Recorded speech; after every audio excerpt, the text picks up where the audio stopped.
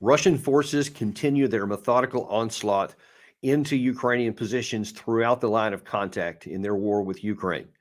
As we're seeing in the last few days, the situation in an important town called Avdiivka continues to deteriorate for the Ukraine side as Russia presses its advantages forward.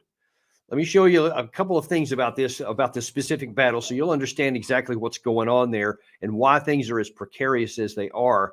And then we're going to transition from the tactical to the strategic, and we're going to tell you what the significance of this one battle is.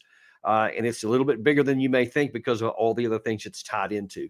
First of all, I want to show you a quick snippet from the Military Summary channel, which in my view is the best daily tactical update and has shown itself to be accurate more than any other channel, I think, for at least the last year that I've been watching it. You can count on and trust what this thing says. Roll the tape.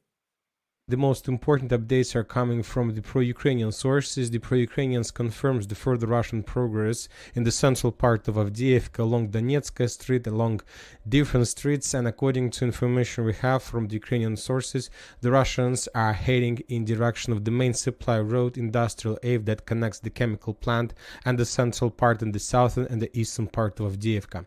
So, when talking about the situation, my first projection, my first understanding of the situation was that the Russian main plan was to establish control over this territory. The Russians gonna need to activate their movements on the southwestern direction as well, and to at least establish control over something like this. And if the Russians are able to get here, so on the southwestern direction by attacks with tanks, with infantry, with convoys, this case they're gonna be able to cut the main supply road that goes from Severnaya to Avdiivka, and the same control the Russians would establish from the northern direction, from Industrial Ave to the same road. And then this is going to be called and probably the Russians are planning to implement something like this. You can see from that map right there that they're trying to create a cauldron. And if that looks familiar, it should, because the Russians are basically following the same path they did in Bakhmut about a year ago. And to the same situation, they crawled up, they got the territory on three sides of the city. Then they started methodically shutting down the supply corridor, slowly taking first tactical control and then operational control over the supply lines until eventually Ukraine could no longer support themselves, and then they had to withdraw at the last. And right now, the situation is playing itself out in the same way, where the Russians were basically destroying as much of the city infrastructure, so there's literally nowhere for the Ukraine side to hide. And then they're forced into some of the high-rise buildings, which I don't remember if this clip we're showing here if it's going to have it, but basically some of the high-rise buildings that they have in Avdiivka, where it provides, yeah, there they are right there. So this could also have been Bakhmut because it looks just the same and with the same kind of results. I want to now throw up a map from the Institute for the Study of War, which is also reporting these same things. So just in case anybody's wondering if this is just a one-sided deal or just one group, no, this is stuff that's both the Ukraine side, the Russian side, and the American Institute for the Study of War are all basically saying the same things. And that's, as you see, this is from today, as of information yesterday. The ISW said Russian forces made confirmed gains near Kupiansk, Kreminna, Avdiivka, and northwest of Bakhmut as continued positional fighting along the entire front line. And on the map on the left there, you actually see the Bakhmut. I don't know if you can see that on your screen there, but right in the middle, there's the outline of the city of Bakhmut, which is in red because Russia still possesses it. And what you'll see is where the clashes are going on the left. You'll also notice on both the map on the left and the one on the right, which is Avdiivka, and I'll get to that in a second, you see some yellow areas or orange areas on the top, and then you see a couple of blue areas there, not the water, but some of the colored on the map. The blue area is what Ukraine took over during their offensive, which, they had minimal gains throughout the offensive last summer. And now then the orange areas are areas Russia has recaptured back from them. Bottom line is that virtually everything the Ukraine side scratched out, as little as it was last year, it's now almost all gone, and Russia will then be moving forward. The significance of that is much bigger than you may think. It's not merely that Ukraine lost it, but that everything that they did, all the preparation they made, all the thousands upon thousands of tanks, artillery pieces, military kit, anti-tank weapons, all the things that the West gave them, the hundreds of thousands of troops that were mobilized for that and were subsequently lost, came to nothing. They literally gained nothing, and now then they're losing ground. So just on the surface of it, even without doing any kind of in-depth military analysis, it stands to reason that Ukraine is on a path that will lead to eventual failure and loss in the war. And now, specifically on this town of Avdiivka, that's taken more heightened concern. Gary, if you can throw that map back up there, look at the map on the right-hand side there, and that's Avdiivka. The upper corner, that's where we showed the video a second ago, and you again can see growing levels of orange or yellow on either flank of the city. And right now, there's a large number of Ukrainian troops that are occupying most all of that territory that's forming in the cauldron. And Russia basically has tactical control over the supply lines as it is. So already they can shoot up nearly anything that gets in there. But if they continue on maybe another kilometer or so, they could literally cut part of that road so that it could be then trapping the Ukraine side in there. And they're going to have to decide probably within a week or two if they're going to continue to fight for nothing or if they're going to withdraw. What they should do is they should withdraw right now, because Ukraine has built defensive lines further to the west, about 16, 17 kilometers to the west, where they could reposition their troops today. They could get them out overnight, withdraw the whole thing with a controlled reduction or withdrawal of forces, which is a classic standard military mission.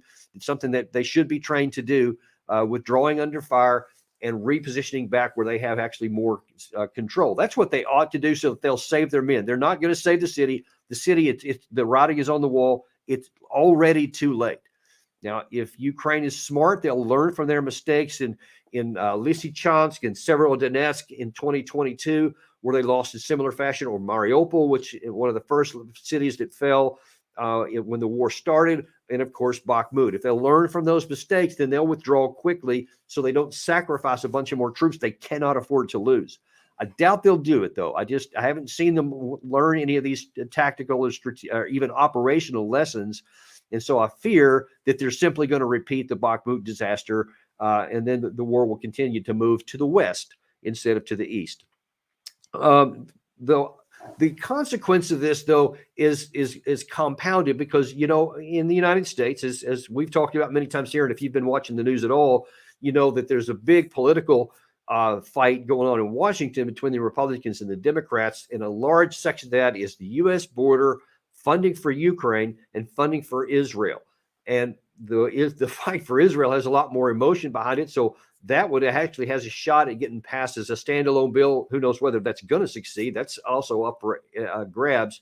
But the money for Ukraine, according to the Speaker of the House, is dead on arrival, as he put it. So the $60 billion the administration wants to give them right now is very much in danger, and probably won't be passed, at least not anytime soon. We'll see how all that plays out. But a lot of people are talking about, especially those who love war, are talking about, okay, if we don't do this, it's going to cause problems for Ukraine, as though if we just keep giving them money, things will go better, which completely contradicts everything that we've seen on the ground for now nearly 2 full years. We're just about to hit the 2-year anniversary of this war, and all of the things that I've just showed you and some of these battles I've just mentioned over the last couple of years has come with almost unlimited funding that both the West, NATO, European countries, the United States in particular, has given, and it has not reversed the things on the ground. So there should be rationally no expectation that this $60 billion will make any difference than the $200 billion cumulative between the U.S. and Europe has made in the first 2 years of war. But those facts don't seem to get in the way of some people, and you have this retired general, Twitter, saying this. If Ukraine goes to the bargaining table, or if Ukraine loses this war, you might as well say the U.S. lost the war, NATO has lost this war, because remember, we backed Ukraine from the beginning in this war. NATO backed Ukraine from the beginning of this war. And if we abandon the Ukrainians, then we have lost just as much as the Ukrainians have lost. Okay, so many things wrong with that. He implies, without directly stating, that Ukraine is going to lose if they don't get this money. But if we give them the money, then they won't lose. And there is no reason to think that. But again, let me reiterate here and make a point of telling you this. We gave unlimited 5,000 total military vehicles, millions of shells, our premium air defense systems, artillery, self-propelled artillery, M1 tanks. The British gave Challenger 2s, the Germans, the Leopards, French AMX-10 tanks, and just thousands of armor personnel carriers from all of NATO altogether, as well as billions upon billions of dollars, millions of shells of artillery we've given to the Ukraine side. And what has that netted for the first 2 years of the war? You see that line I showed you there. Everything is now slowly and methodically moving to the west. The Ukraine casualties continue to skyrocket and pile up. Russian sacrifices and losses are also very high, probably also in the hundreds of thousands. But Russia has millions more military-age males from which to draw. Russia has a virtual nonstop military-industrial complex that is self-contained. They're getting help from Iran, from North Korea on apparently a sustained level, better than the Ukraine side is getting from the cumulative West, I'll point out. But Russia can do it all on its own. So anything they get from some of their foreign supporters is going to be gravy on top of this. And the Russian community population is completely behind Putin. There's no question about that. They are prepared to go on this thing for more years if necessary. If this is an attritional warfare fight, which means something slogged out over, hundreds of meters here and there, Russia can do that and they'll win. They will. It doesn't matter if we give $60 billion next week and another $60 billion the week after that and another $500 billion in the next couple of years. It won't make any difference. Money's not the problem.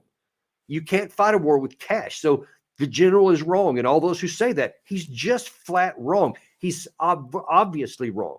Now, many in the West don't want to contemplate that. They don't want to look actually at what's happening on the ground.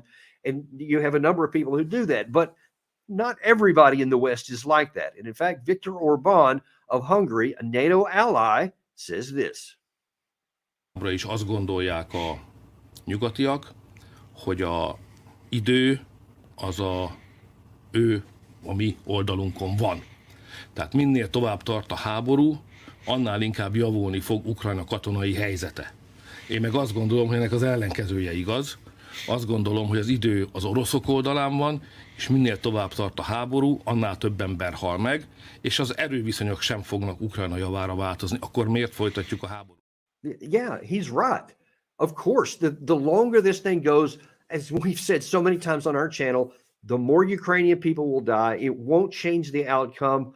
And Russia is going to continue to advantage. It's going to continue to go to their advantage. I mean, it's just self-evident it is. This is not pro-Russia. This is not anti-Ukraine. It's an honest evaluation of what's happening on the ground. And the longer our country goes in ignoring these realities, the worse it's going to get for Ukraine. Now, that's from our perspective. Now, let's see what it is from the adversary's perspective. Because now a lot of people, they don't want to listen to anything Vladimir Putin says, and I'm going to talk more about that at the end of this video. But we're going to, because Vladimir Putin, what he has said over time has, if you've paid attention, none of this stuff will have surprised you. And I'm talking 15 years in the past before this war started. If you'd have been paying attention to what he said, you would not have been surprised that Russia went to war when they did, instead of being shocked like so many NATO leaders claim to have been. So when we hear what Putin is saying here, you always got to take things with a grain of salt, no doubt about that. But when what he says matches what you see on the ground, pay attention like this one. Если дальше будет продолжаться то, что сейчас продолжается, то, что сейчас имеет место быть, а сейчас это совершенно очевидно, не только провалилось их контрнаступление, инициатива полностью находится в руках российских вооруженных сил. Если так будет дальше продолжаться, украинской государственности может быть нанесен невосполнимый, очень серьезный удар. Будет тогда результатом их политики, их правления.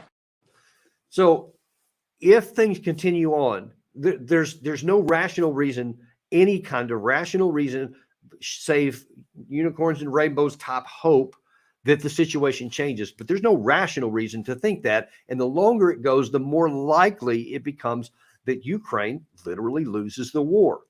Now, one of the other themes that you hear along the West is that, well, Putin he's not even willing to actually negotiate in any good faith. He doesn't want to negotiate anyway. Well, actually he does. And as you're going to see in the video clip I'm about to play, he explains what they're willing to contemplate.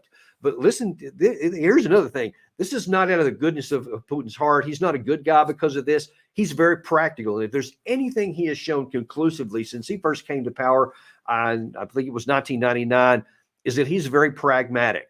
And he may want a lot of things, but he knows what's possible, what's not possible, and he will be very pragmatic in getting what he needs. So he has motivation to bring this to an end. The Russian side does not gain by having perpetual war. They don't want it. They showed that they got out of Afghanistan disaster in the 80s after 10 years of war. We waited 20, but that's another point.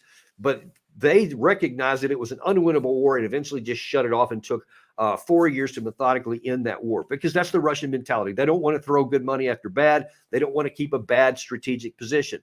Putin knows this, and he is willing to make a compromise, and he's willing to negotiate from a position of strength without question in their advantage, and not so much to the Ukraine side. But here's what he says on the strategic level.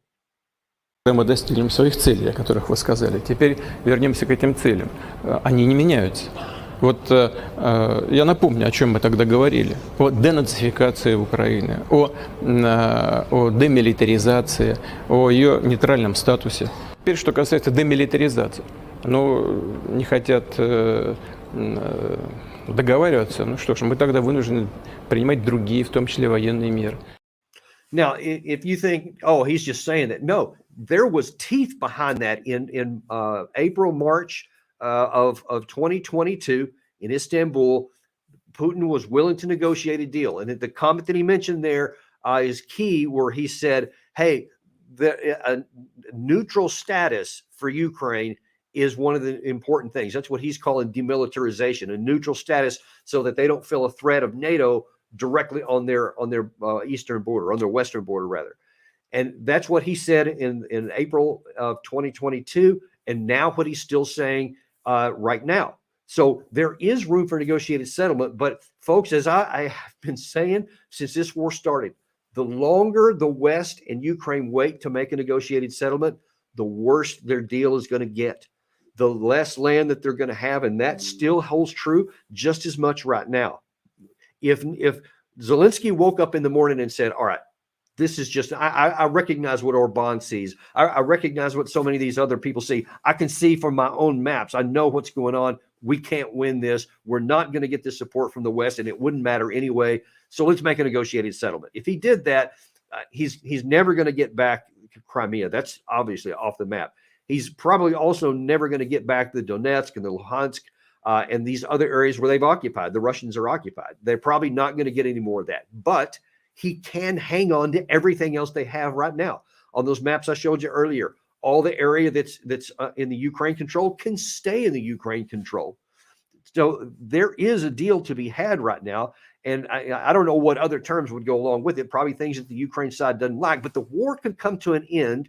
The destruction of his cities can come to an end. The loss of territory can come to an end, and they can start rebuilding for their future by not losing any more of the natural resource, the human beings, the men that they're going to need to build their future. That's the part that's just anguishing to me beyond anything, is because it's not just that people like General Twitter or 20 there are blinding themselves and so many others about, no, let's just keep fighting forever because it wounds Russia or some silly thing like that. Is you're condemning an entire generation of Ukrainian men to death. And the longer this goes on, the longer into the future it gets before Ukraine has any prospect of actually recovering itself and getting back to a healthy state. You're talking decades probably already. And the longer this goes, the longer it's going to take. And it's time to turn that around. Now, the last thing I want to put here is just something that was released, I believe, just an hour or two ago by Tucker Carlson, because he had something, or he's going to have something. He said something today about a show he's about to have on his X platform, which I'm sure millions of people will be watching. But I want to bring it up because it relates to something we've said in this video right here. Gary, roll that tape. The war in Ukraine is a human disaster. It's left hundreds of thousands of people dead, an entire generation of young Ukrainians, and it's depopulated the largest country in Europe. But the long-term effects are even more profound. This war has utterly reshaped the global military and trade alliances. Most Americans have no idea why Putin invaded Ukraine or what his goals are now. They've never heard his voice. That's wrong. Almost 3 years ago, the Biden administration illegally spied on our text messages and then leaked the contents to their servants in the news media. They did this in order to stop a Putin interview that we were planning. Last month, we're pretty certain they did exactly the same thing once again. But this time, we came to Moscow anyway. Elon Musk, to his great credit, has promised not to suppress or block this interview once we post it on his platform, X, and we're grateful for that. Western governments, by contrast, will certainly do their best to censor this video on other less principled platforms because that's what they do. They are afraid of information they can't control. But you have no reason to be afraid of it. We are not encouraging you to agree with what Putin may say in this interview, but we are urging you to watch it. And look, that's what we just did. I just played you a couple of clips of something that Vladimir Putin has said so that you can understand where they're coming from. And look, if you know anything about military strategy and strategic thought, you've probably heard of Sun Tzu, that ancient Chinese philosopher and military strategist, who once famously said, if you don't know yourself and your enemy, you could lose nearly every battle. If you know yourself and know your enemy, then you need not fear the outcome of any battle. That's what he said. And that's what I have embraced throughout my entire military and professional career. If you don't know what your opponent is thinking, if you don't know what they're saying, then you have no idea if your policies themselves are even well crafted, if they have a chance to succeed or not, or if you're leaving money on the table, so to speak. If you listen to what they said, you might see a vulnerability and you can go, I can exploit that by doing this. But if you don't even listen to them, you have no idea. And so you're just shooting into the wind. You're just blindly throwing arrows just kind of in that direction, and you're not going to hit anything. That's the problem with it. And that is the problem here, because nobody wants to listen to Putin. But I have listened to Putin. I've been listening to Putin since 2008 specifically. And he has been saying from that time that he has been clearly signaling he would be willing to go to war if NATO came into Ukraine. And the closer it got and the more people were talking about it, the more emphatic that he became. And then when it got even closer, and now you see more American soldiers training Ukrainians inside Ukraine. You had the Secretary General of NATO, Stoltenberg, emphatically as of December or January, right before the war started in 2022, emphatically saying we stand behind the Bucharest Agreement. We're going to let Ukraine into NATO. Georgia's going to get into NATO. We're still going forward with that. And then Putin finally said, all right, then that's it. We're going to invade. And if you had listened to him, you would have known that was coming. It was so clear. In the 6 months prior to that war, I was listening to him and I wrote in a number of public forums that war was coming if we didn't change our path. And in fact, it did come. And now we still have to this day people continuing to talk about, nope, Ukraine is still going to end up in NATO. That's still going to be. I think it was Secretary Blinken just a week ago made that declaration. Yep, we're still tracking on the fact that Ukraine's going to get into NATO. It's just fantasy at this point. But that feeds into the fear of Putin. That's one of the things you got to understand before you make those foolish statements like that, because it feeds into Putin's fear.